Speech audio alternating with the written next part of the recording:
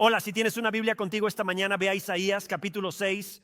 Así que iPhone, iPad, lo que sea que vayas a estar usando, si no sabes dónde está, puedes llegar a los Salmos y luego a los Proverbios y después está Isaías, o simplemente puedes ir al índice. Pero bueno, Isaías capítulo 6, y vamos a hacer un mensaje independiente esta mañana, pero puede que sea uno de los sermones más importantes que hayas escuchado, de las lecciones que hayas escuchado con respecto a Dios, porque quiero hablarles de esto esta mañana. Dios es. Y aquí está lo que quiero hacer. Quiero completar el espacio en blanco. Así que Dios es.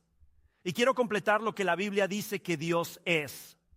Y literalmente lo que va a pasar es que quiero asegurarme esta mañana, quiero asegurarme de que tu Dios, escucha con atención, coincida con este Dios. Porque, hombre, cuando veo tanta información que se difunde sobre Dios, mucho de lo que se dice sobre Dios en nuestra cultura hoy en día no coincide con lo que este libro dice sobre Dios. Y aquí está la razón por la que esto es tan importante. Había un teólogo llamado A. W. Tozer, vivió hace muchos años, pero dijo esto. Dijo que lo que viene a nuestras mentes cuando pensamos en Dios es lo más importante sobre nosotros. En otras palabras, cómo vemos a Dios es realmente una de las cosas más importantes, la cosa más importante sobre la vida. Así que tengo una pregunta para ti y quiero que de verdad únete, porque te prometo que este mensaje, escucha esto, se aplica a cada persona en esta sala. ¿Qué te viene a la mente? Ahora, deja que suceda. ¿Qué te viene a la mente cuando piensas en Dios? Entonces, cuando tienes un pensamiento sobre Dios, ¿cuál es tu primer pensamiento sobre Dios? Y debería ser ese el primer pensamiento que tienes sobre Dios. Ahora, algunas personas dirían esto, dirían, bueno, cuando pienso en Dios como un Dios de amor. Y le diría a todos en la sala, sí, Dios es un Dios de amor. Él es amor. La Biblia dice que Dios es amor. Algunas personas piensan en la gracia. Dios es definitivamente un dador de gracia. Algunas personas piensan en el juicio simplemente por la forma en que crecieron y las experiencias de la vida. Y quiero que me escuches con atención.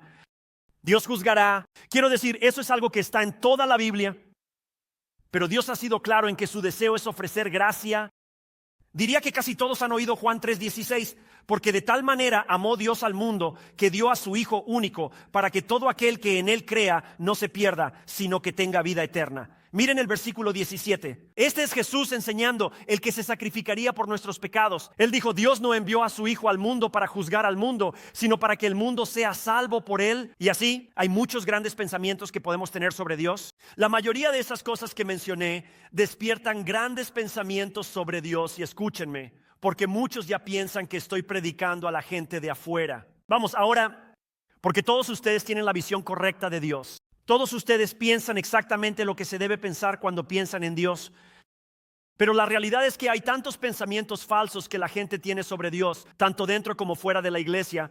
Y lo que quiero hacer es centrarme en un pensamiento sobre Dios. Eso parece estar ausente en nuestra cultura hoy en día. De hecho, realmente estaría dispuesto a apostar eso. Para la mayoría, lo que diré no es lo primero que les vino a la mente cuando dije, Dios es. Te lo daré y lo veremos en el texto. Esto es lo que quiero que entiendas. Escríbelo. Acompáñenme aquí porque voy a completar el espacio en blanco. Dios es, esto es lo que diría la Biblia, Dios es un Dios santo. ¿Fue ese tu primer pensamiento? ¿Es ahí a donde fue tu mente cuando pensaste en Dios? Dios es un Dios santo porque eso es lo que la Biblia establece. Ahora, ese pensamiento puede parecer muy poco práctico para nosotros hoy en día.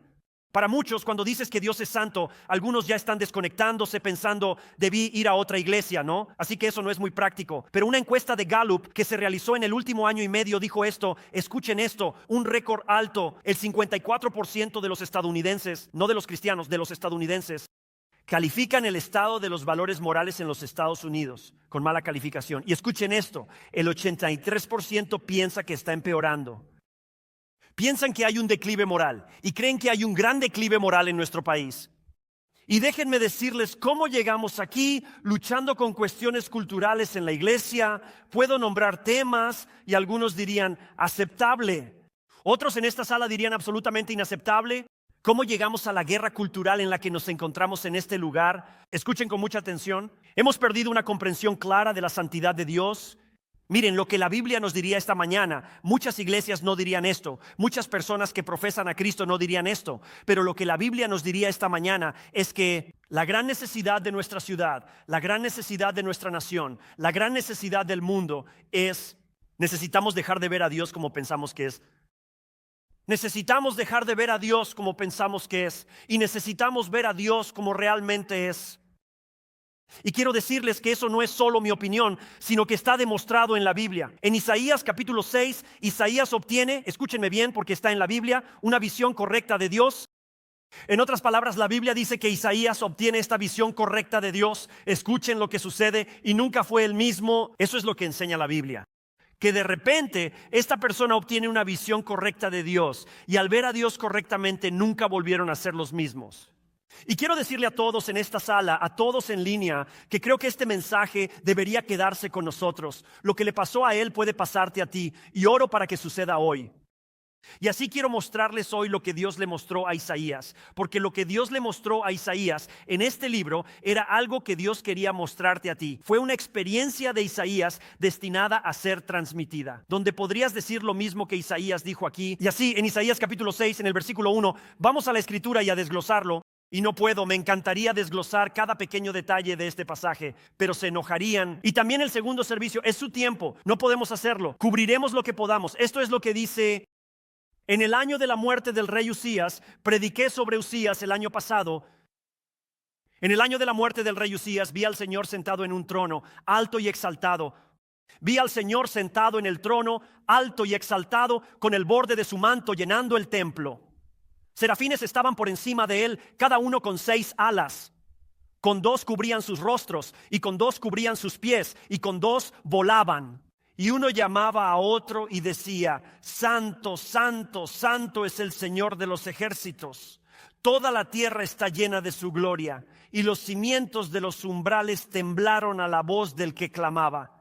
Y recuerda, él está viendo esto mientras el templo se llenaba de humo. Y hay tanta representación allí. Y luego dice, entonces él ve al Señor.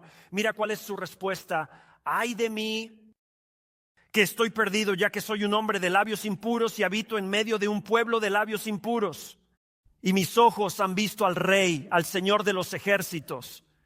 Entonces uno de los serafines voló hacia él con un carbón encendido en su mano, que había tomado del altar. Tocó mi boca con él y dijo: mira, esto ha tocado tus labios, y tu iniquidad es quitada, y tu pecado es perdonado. Entonces oí la voz del Señor diciendo: ¿a quién enviaré? ¿Y quién irá por nosotros? Y entonces dije: heme aquí, envíame a mí. No quiero que te pierdas la magnitud de esta declaración. Todos concéntrense por un minuto, ya que al mencionar esta palabra parece no ser culturalmente relevante para América. Eso no es culturalmente relevante para mi vida, pero es más culturalmente relevante para tu vida, más culturalmente relevante para tu futuro, más culturalmente relevante para tus días en esta tierra de lo que podrías imaginar. No quiero que te pierdas lo que él dice. Él dice: vi al Señor. Ahora piensa en esto por un minuto. Él no dijo: escuché una historia sobre el Señor. Él no dijo: fui a una clase de teología. Él no dijo: escuché un podcast. Él no dijo: este predicador me lo dijo. ¿Qué dice él? Vi al Señor. Solo la magnitud de esa declaración debería captar nuestra atención, porque lo que leeremos no son pensamientos u opiniones ajenos. Nuestra visión de la religión, lo que estamos a punto de ver, es a alguien que vio al Señor. Pero entonces eso me plantea una pregunta. Claro, te plantea una pregunta. ¿Qué fue lo que vio? Quiero decir, si él vio al Señor, ¿qué fue lo que vio? Bueno, déjame mostrarte en la escena. Mira lo que dice. Versículo 1. En el año de la muerte del rey Usías, vi al Señor. Mira lo que dice. Sentado en un trono. Esto habría sido el año alrededor del 739 antes de Cristo. Si estudias tu Biblia, aprenderás que Usías fue un gran rey para Judá. Él amaba a Dios. Él buscó a Dios. Él honró a Dios durante su tiempo. Escucha, acérquense y entiendan esto. Hubo un auge económico. ¿Acaso no estás orando por eso con un cambio total? Las tasas de interés estaban en un mínimo histórico. Alguien diga amén. La inflación estaba baja. Tuvo un reinado de prosperidad. Tuvo un reinado de abundancia. Había 2 camellos en cada garaje. JNN, en la red de noticias de Jerusalén, estaba cantando sus alabanzas. Eran días de milagros, gente. Solo les estoy diciendo. De hecho, piensen en esto. ¿Puedes estudiar en tu Biblia? ¿Nunca pelearon una guerra que no ganaran? Nunca perdió una batalla. Creo que Trump tiene un nuevo héroe. ¿Puedo decir eso a todos? Pero Isaías dice esto: fue el año en que el rey Usías murió. Así que puedes imaginarte el miedo. Puedes imaginarte la desesperación, la dificultad que piensan que se asienta en esta gente. Aquí está este reinado de prosperidad, esta bendición, y la persona que nos llevó a ello ahora se fue. Pero quiero que noten que cuando Isaías dice que ha muerto, este reinado de prosperidad podría llegar a su fin. Él no ve solo a un rey, sino que la Biblia dice que ve a dos reyes. Uno era solo un rey humano y sí trajeron prosperidad, pero el otro era un rey celestial. Uno era ahora un rey muerto, pero el otro rey que vio era un rey divino. Y quiero que noten cómo Isaías ve al Rey de Reyes, al Señor. Es el versículo 1. Deberías rodearlo, subrayarlo, marcarlo. Él estaba sentado en su trono. No puedes perderte eso.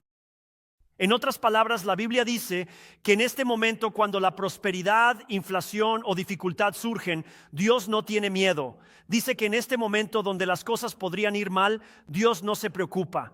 ¿Están escuchando esta mañana? Él tiene el control. Esa es la primera conclusión. Como para completar el espacio en blanco de quién es Dios. Dios es quien tiene el control. Anota eso en tus apuntes. Necesitas entender eso. Esa es una declaración que necesita marcar tu vida. Como cuando piensas que Dios es, puedes pensar que Dios está en control.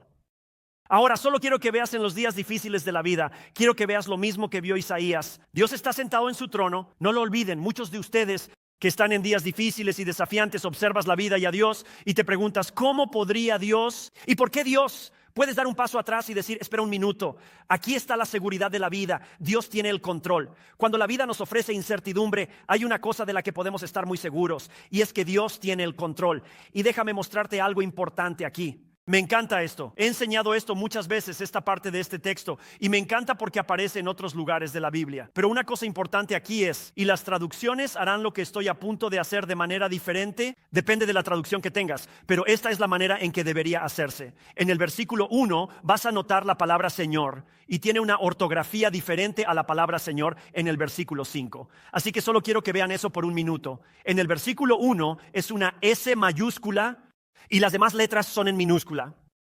En el versículo 5 es Señor, pero todas las letras están en mayúsculas.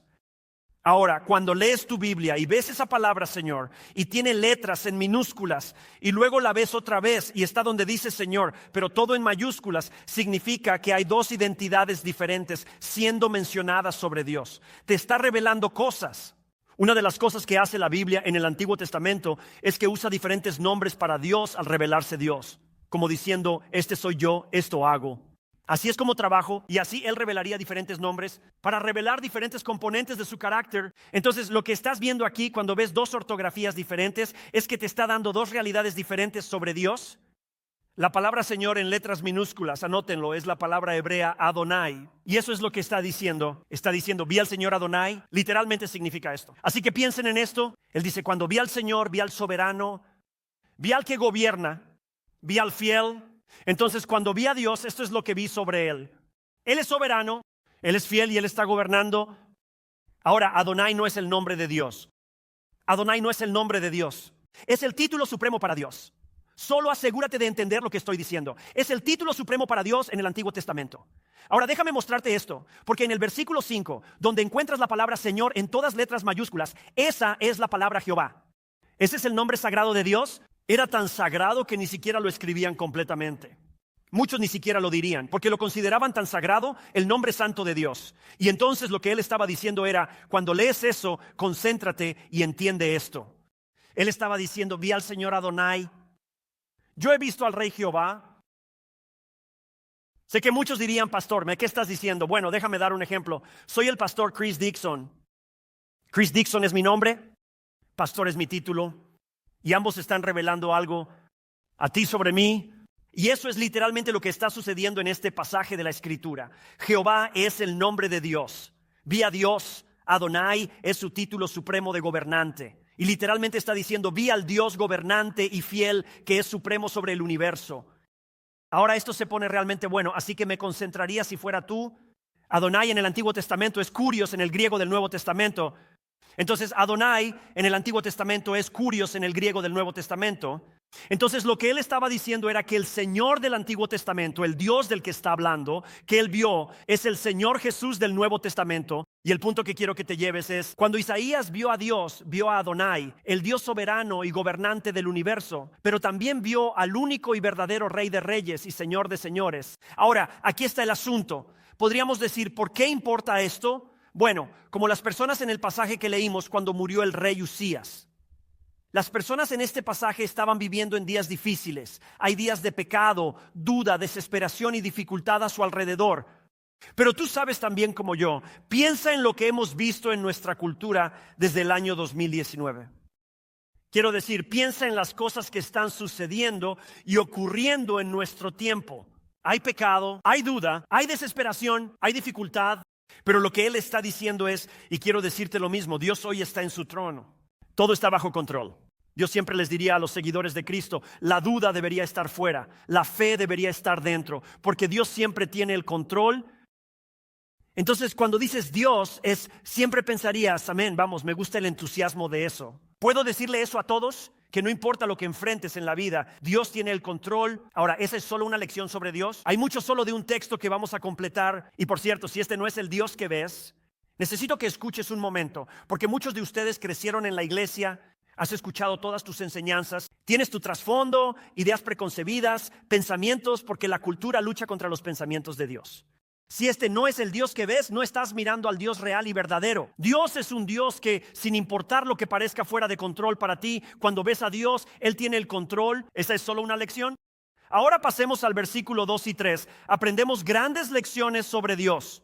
¿Escucharon lo que acabo de decirles? Me concentraría, dejaría mi teléfono a un lado de las redes sociales. Deberían haber mantenido TikTok apagado los domingos, ¿verdad? ¿Puedo decirle eso a todos? Les diría, esta es una lección que deben aprender sobre Dios. En estos versículos aprendemos cuál es realmente el atributo principal de Dios. Piensa en eso. El principal atributo de Dios no es su poder. ¿Cuán poderoso es Dios? Bueno, Él es todopoderoso, nada es imposible para Él. Pero la Biblia dice que ese no es el atributo principal de Dios. Ahora, muchos de nosotros, esto es lo que pensaríamos y esto es lo que piensa el mundo. Por eso el mundo tiene malentendidos cuando se trata de Dios. Porque la mayoría del mundo y de nosotros pensamos que el principal atributo de Dios es el amor. Y también la gracia, la misericordia, la cruz y el perdón. Entonces, pensaríamos que el atributo principal de Dios es el amor, pero el atributo principal de Dios no es el amor. Ahora, Dios es amor. La Biblia dice que Dios es amor. Dios es un Dios de amor abrumador. Dios es un Dios de amor asombroso, demasiado grande para entenderlo. Eso lo hace a Él Dios y a nosotros el desastre que somos. Quiero que pienses en eso, porque el atributo principal de Dios, ¿sabes cuál es? La pureza. En un mundo que constantemente quiere llevar a Dios a su nivel, Dios ni siquiera puede. Quiero decir, solo estoy pensando en esto. Dios está tan lejos. Sus pensamientos no son nuestros pensamientos. Sus caminos no son nuestros caminos. Alguien diría, pastor, no estoy de acuerdo contigo. Pienso que Dios es un Dios de amor. Vamos al verso 3 y escuchemos a alguien que vio a Dios. Esto es lo que dice la Biblia. Y uno llamó al otro. Está hablando de los serafines, de lo que hablamos. Y estaban diciendo esto es en el cielo. Si quieres saber qué hacen con Dios en el cielo, mira lo que están haciendo. Santo, santo, santo es el Señor de los ejércitos. Toda la tierra está llena de su gloria.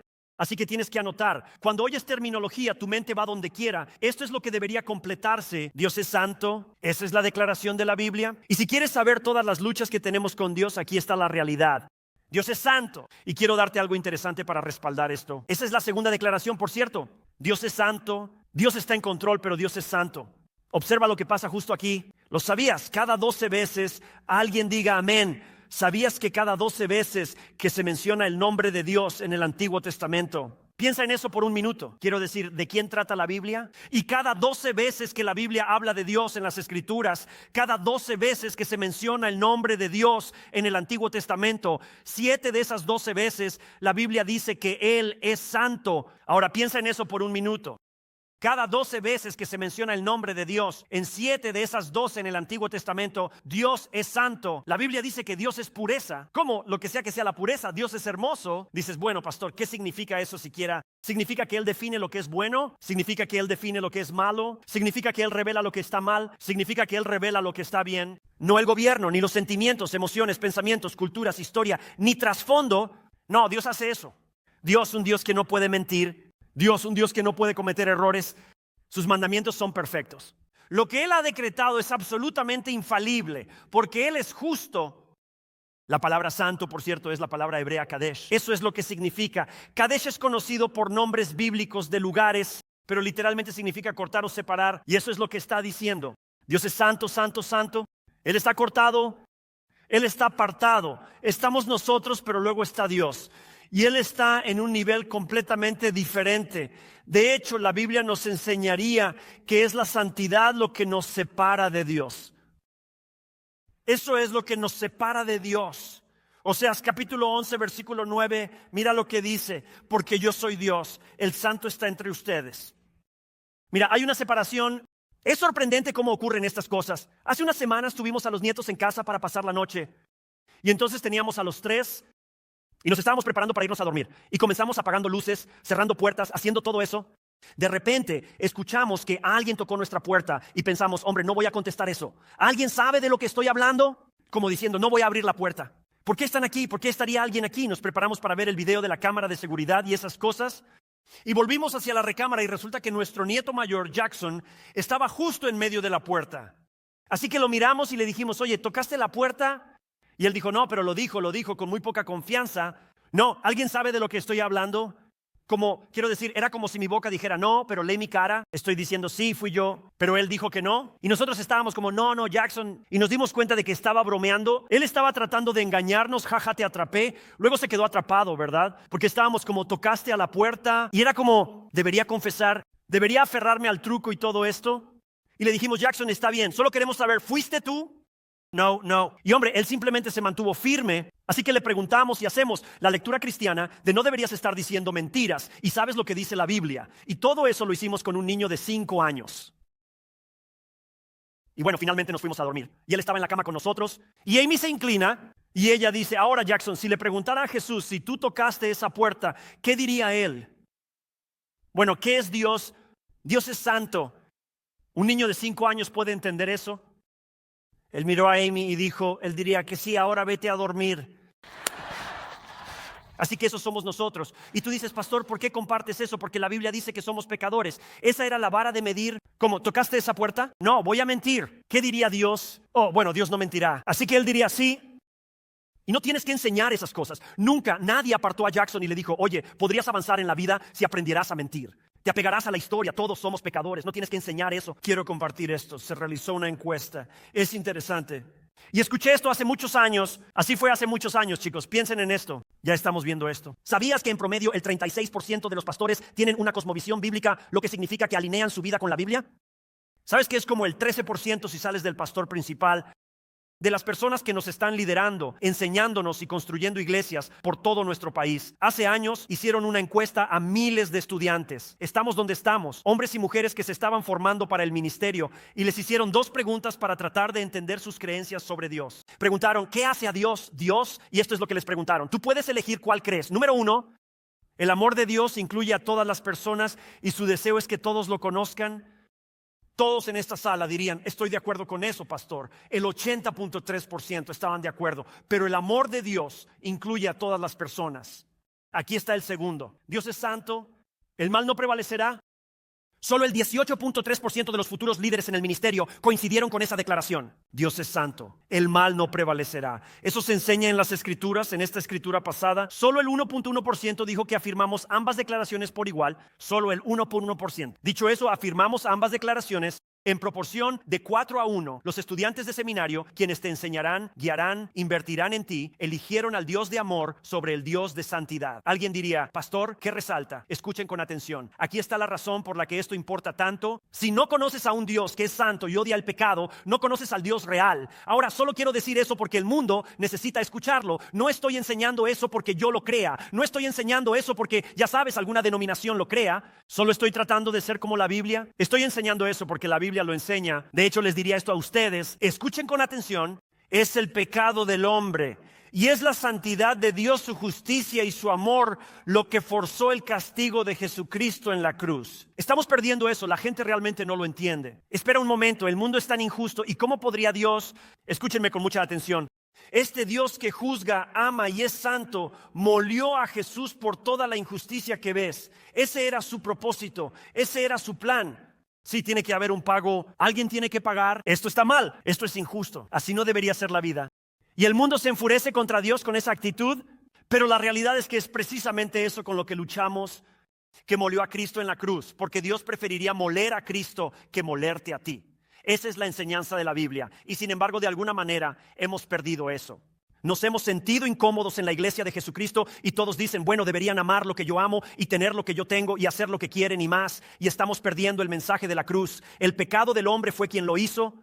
Observa, la palabra santo se repite 3 veces. Eso no es por accidente. Cuando los hebreos querían enfatizar algo, usaban el método de la repetición. Así que cuando digo cosas repetidamente, tiene propósito bíblico. Ahí lo tienes, cariño. Vamos, ¿verdad? ¿Sabías que solo hay un atributo en toda tu Biblia? Acérquense y entiendan esto. Hay solo un atributo en toda tu Biblia sobre Dios que se eleva a otro nivel. Escúchenme con atención. La Biblia nunca dice que Dios es amor, amor, amor. La Biblia nunca dice que Dios es gracia, gracia, gracia. La Biblia sí dice que Dios es santo, santo, santo. Nunca entenderás el amor de Dios. Escúchame. Nunca vas a entender el amor de Dios. Nunca vas a entender la gracia de Dios. Si excusas el pecado y piensas que no es tan importante, nunca vas a entender la gracia de Dios. Porque hasta que entiendas la santidad de Dios, su perfección absoluta, no puedes desviarte, no puedes ir en contra. La santidad absoluta de Dios es lo que hace que la gracia sea tan absolutamente asombrosa.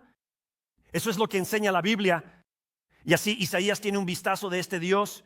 Observa lo que sucede porque hay más. Quiero darte esto. En el versículo 5 dice esto. Entonces dije, ay de mí, que estoy perdido. Soy un hombre de labios impuros y vivo entre un pueblo de labios impuros. Porque mis ojos han visto al Rey, al Señor de los ejércitos. Esto es lo que sucede cuando Isaías vio al Señor en su santidad. Ahora, escucha con atención. ¿Es este el Dios al que adoras? Cuando Isaías vio a Dios en su santidad, ven aquí, ven aquí, ven aquí, ven aquí. Se vio a sí mismo en su pecaminosidad. Si estás aquí y piensas que porque vas a la iglesia todos los domingos eres santo, eres bueno, entonces ni siquiera entiendes lo que enseña la Biblia. Esto es lo que enseña la Biblia. No hay ni uno de ustedes ocupando uno de estos asientos en cualquier compartimento y área de este edificio, en cualquier lugar, que tenga un estándar que coincida, una vida que coincida con el estándar de Dios. Eres un pecador, ¿qué dirán? Lo entendió bien. Es cuando ves a Dios en su santidad. Adolescentes, algunos de ustedes que tal vez no han confiado en Cristo, es cuando ven a Dios en su santidad. Mira, eso es lo que el mundo no ve. Se ven a sí mismos y dicen, me lo merezco porque Dios me ama. Dios dice, no, no, no. Cuando me veas en mi santidad, te verás a ti mismo en tu pecaminosidad y verás al mundo en su maldad. Porque Dios es un Dios santo. Eso es lo siguiente que quiero mostrarte. Dios es un Dios que revela el pecado. Asegúrate de entender esto.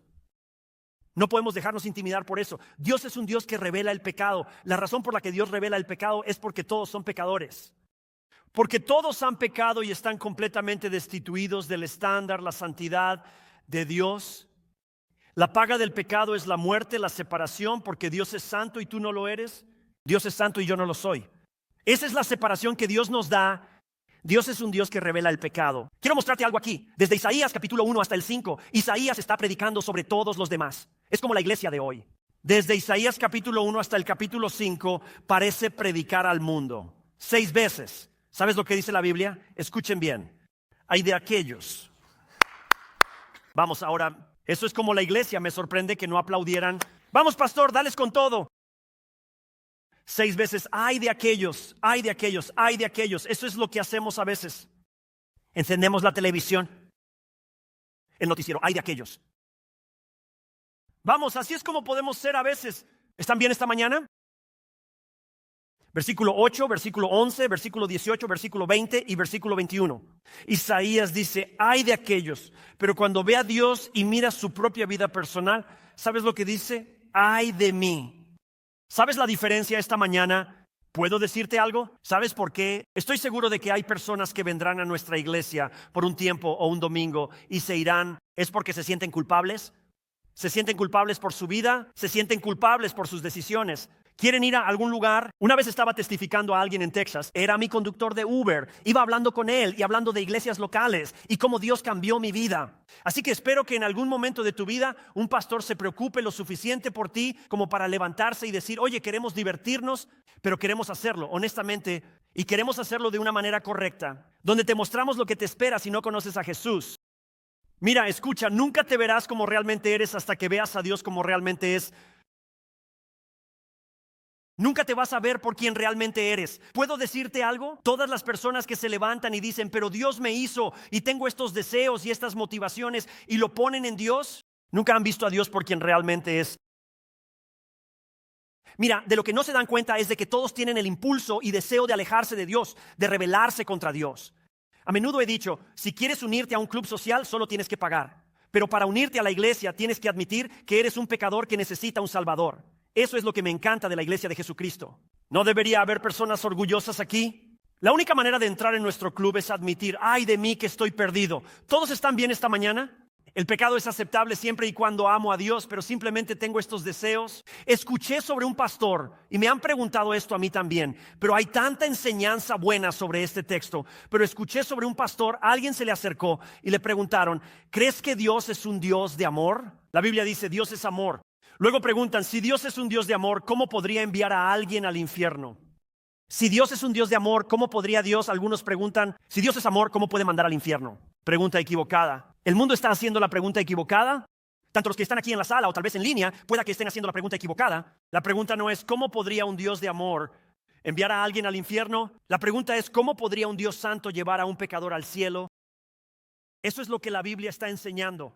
Lo que la Biblia enseña es que todos somos pecadores. ¿Cómo podría un Dios que es santo llevar a alguien como tú? ¿Puedo decirte algo? Escúchame con atención. Alguien como yo, ¿cómo podría Dios llevar a alguien como yo que lo admite? Ay de mí porque estoy arruinado para el cielo. Mira, recuerda, el pecado, escucha esto con atención, es fundamentalmente la independencia de Dios. ¿Eso es lo que es el pecado? ¿Voy a vivir mi vida independientemente de Dios? Donde nos decimos a nosotros mismos, yo sé lo que es mejor. ¿Puedo vivir sin Dios? ¿Puedo vivir sin Dios? ¿Puedo vivir como quiero? No importa quién es Dios. No importa lo que diga Dios. Deseo esto, así que voy a perseguir esta cosa. Pero cuando vemos a Isaías, Isaías obtiene una visión correcta de Dios y obtiene una visión correcta de sí mismo. Y el mismo Isaías mira a Dios, se mira a sí mismo y dice, ay de mí que estoy perdido. Ay de mí que estoy perdido. Mira, cuando excusamos nuestro pecado, tienes que anotar esto. No hemos entendido nuestro pecado.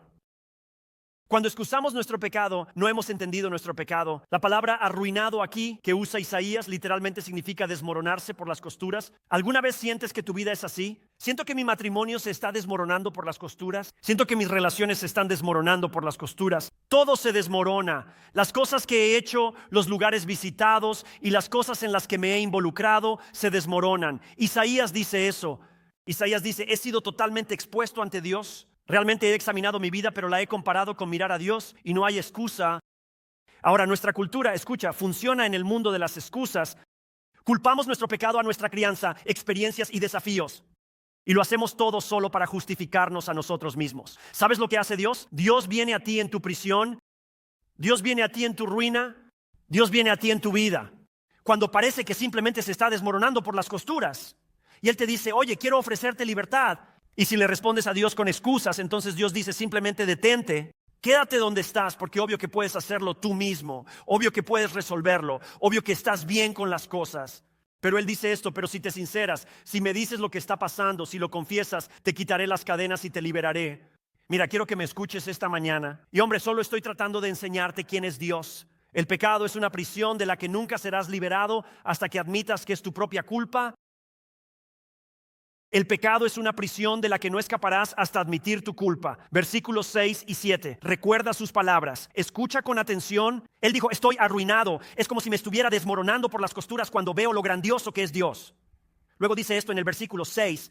Entonces uno de los serafines voló hacia mí con un carbón encendido en su mano. Serafines literalmente significa esto quemado. Significa quemado. Es una representación de eso que había tomado del altar. Versículo 7, tocó mi boca con él y dijo, esto tocó tus labios, quitó tu iniquidad y perdonó tus pecados. Serafines son antorchas llameantes y de nuevo solo está tratando de describir lo que ve. Y la Biblia, si la recorres, muestra la santidad de Dios, la grandeza de Dios. Muchas veces usan lo que han visto en este mundo para explicarlo. Trata de darte una imagen de lo que está viendo. Quiero que notes, digan amén si me escuchan. Observa que el serafín toma el carbón del altar. Deberías rodear con un círculo la palabra altar justo ahí en esos versículos. Es decir, mira, él toma este carbón del sacrificio y lo coloca en la boca de Isaías. ¿Sabes qué representa ese carbón encendido? Escúchame con atención. La gracia del Dios Todopoderoso.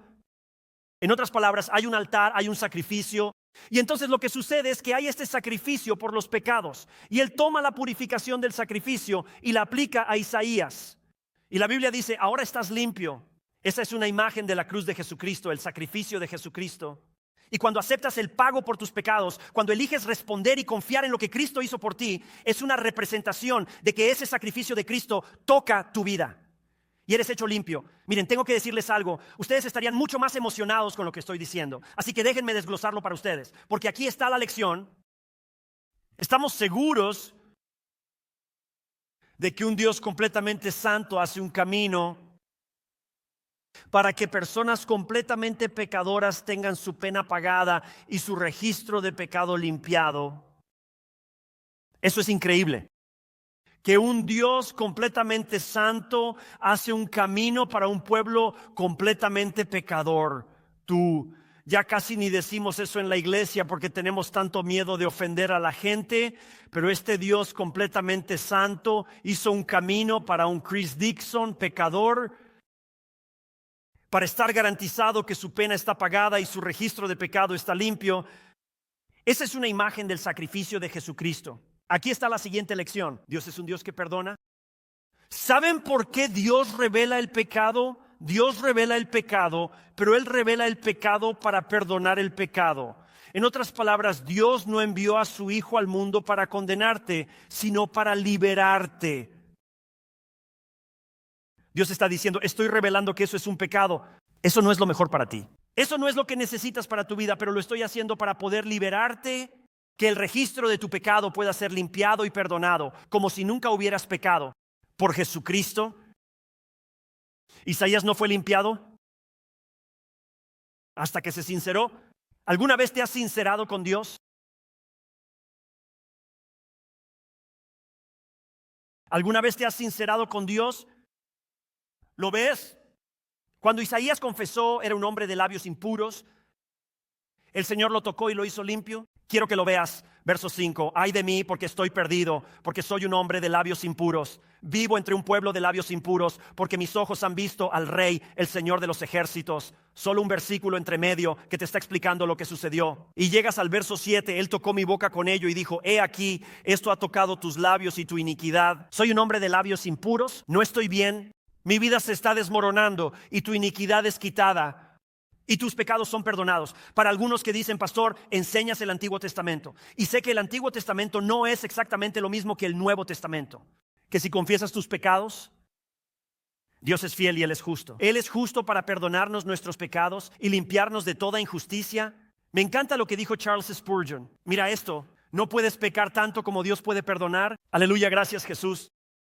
Porque te digo que en los últimos meses es cuando Dios puso este mensaje en mi corazón. En los últimos meses he pasado mucho tiempo con el Señor. He querido entrar en este año nuevo diciendo, Dios, quiero ser todo lo que tú deseas. Dios me mostró mi pecaminosidad, mi pasado y de dónde vengo. Y la vida que estaba viviendo antes de Él. Y simplemente me recordó lo bueno, amable y amoroso que es. Me encanta este es bueno para la iglesia. Puede haber algunos pecados de los que el hombre no puede hablar, pero no hay pecado que la sangre de Jesús no pueda lavar. Eso es bueno. Incluso cuando te sientes más imperdonable, incluso cuando te sientes más irredimible, como ¿cómo podría Dios redimirme alguna vez? La Biblia dice que Dios es paciente, longánime, no deseando que nadie se pierda su perdón. Isaías le dijo a Dios, me voy a sincerar. Y Dios dijo, bueno, si te vas a sincerar, te voy a limpiar. ¿Eso es tan bueno esta mañana? ¿Eso es tan bueno esta mañana? Mira, la buena noticia es que la santidad de Dios revela la pecaminosidad del hombre. Es lo que hace la santidad de Dios, revela la pecaminosidad del hombre que puede resultar en el perdón de los pecados. ¿Es increíble o qué? Tenemos un mundo intimidado por la santidad de Dios. Y decimos, bueno, sé esto de Dios. Él querría que yo tuviera esto. Y sin embargo, la Biblia nos está gritando, la santidad de Dios revela la pecaminosidad del hombre. No por el bien del juicio, sino porque el juicio ya ha pasado. La Biblia dice en Romanos 8:1 que no hay condenación, no hay juicio para aquellos que están en Cristo Jesús, porque Él lo hizo por ti. La santidad de Dios revela tu pecaminosidad para que puedas conocer el perdón.